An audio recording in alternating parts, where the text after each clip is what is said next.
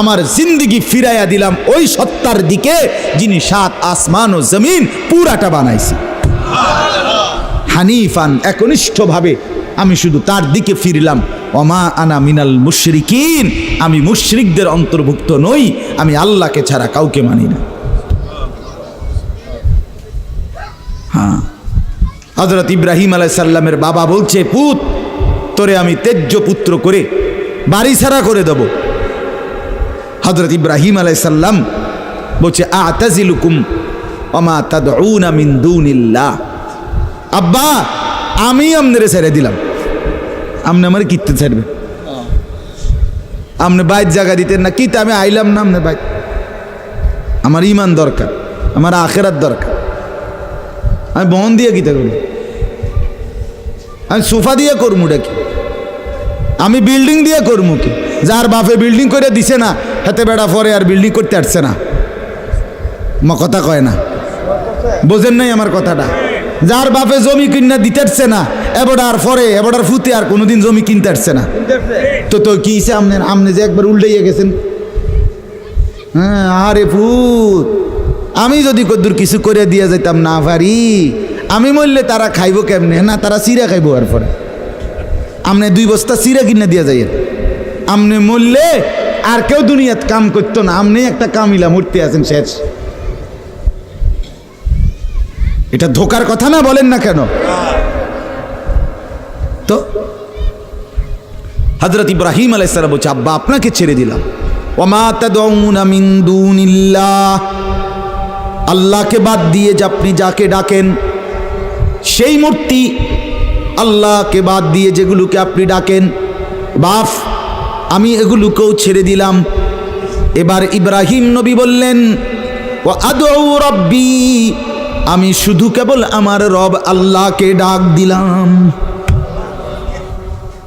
গোটা দুনিয়া ছেড়ে দিলাম বাপ, সংসারও ছেড়ে দিলাম বাপ, আপনি মা বাবার মায়াও ছেড়ে দিলাম, আমি শুধু আমার আল্লাহকেই ডাকলাম।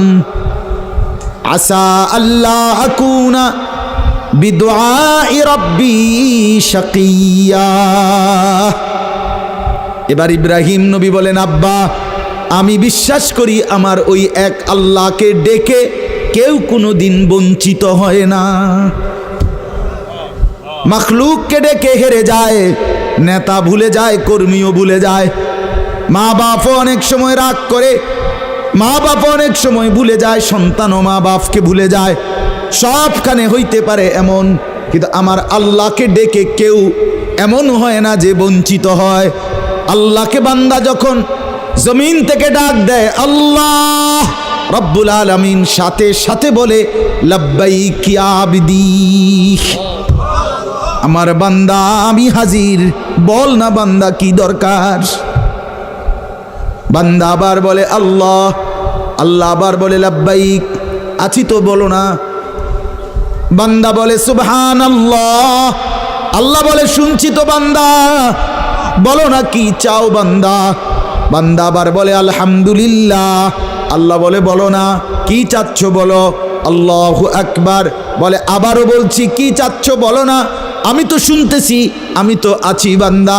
কিন্তু বান্দা যখন শুধু আল্লাহকে ডাকতে থাকে, জিকির করতে থাকে, তাসবিহ পড়তে থাকে, মনের কষ্ট দুঃখ বেদনা চাওয়া পাওয়া কিছুই বলে না, শুধু জিকির করে, শুধু জিকির করে, শুধু আল্লাহকে ডাকে, আল্লাহকে ডাকে, শেষ পর্যন্ত আল্লাহ খুশি হয়ে বলে বান্দা তুই যেহেতু আমাকে ডেকে মজা পাইছো, ঠিক আছে বান্দা তুমি আমাকে ডাকতে থাকো, আমি আল্লাহ তোমাকে দিতে থাকি।